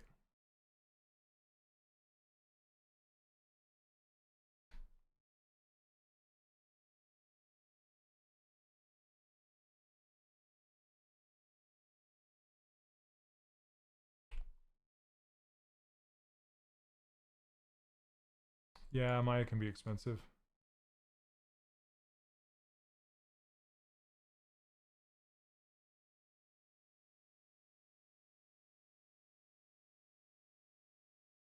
yeah, he's turned out pretty good.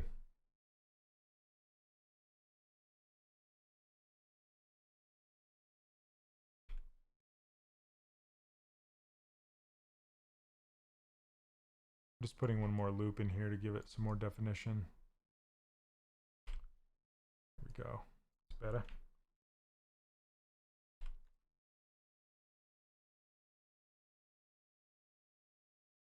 I'll probably put in 2 more little lashes after this, but that's pretty much it for the day.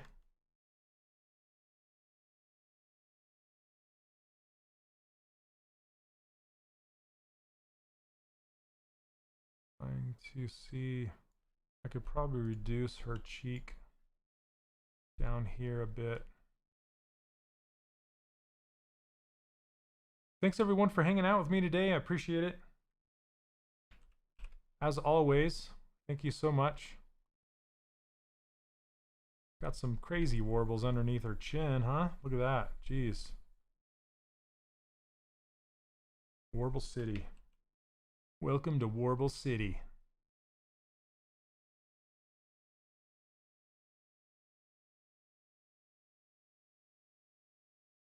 Hey, what's up, Mike? How you doing, man? Yeah, something's going on. Gonna have to kick the smoothing up to 100. Boom.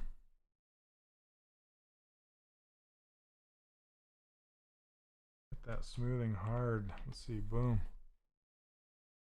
You are welcome, everyone.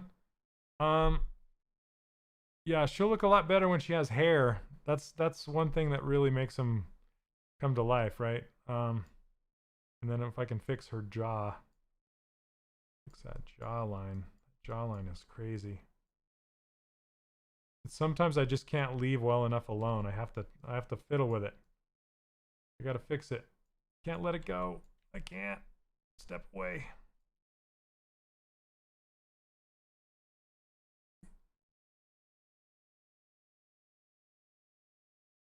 Yeah, look at that weird. Yeah, you know, polish isn't a bad idea, Steven. Let me just hit it with that polish.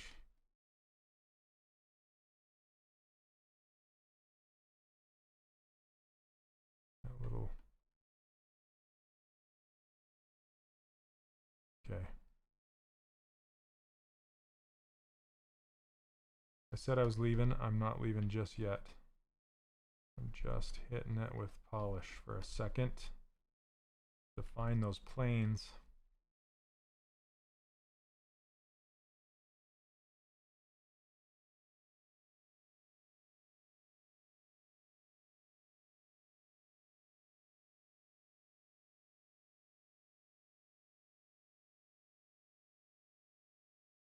Pull this back, but in.